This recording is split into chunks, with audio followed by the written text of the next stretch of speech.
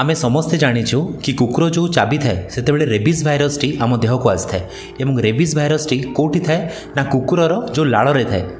कुकुर जितेबाला आमको चाबी दे था से तार लाड़ आम देह भितर प्रवेश करता है से लाଳରେ थिबा रेबिस भाइरस टी आम देह को प्रवेश करी सेटा ब्रेन को जाई इन्फेक्शन करी रेबिस रोग करता है। किंतु बहुत लोग डाउट रे थांती कि जदि कुकुरर नख लगी जाइछि तेबे रेबिस रोग हो पारिबो कि नाही।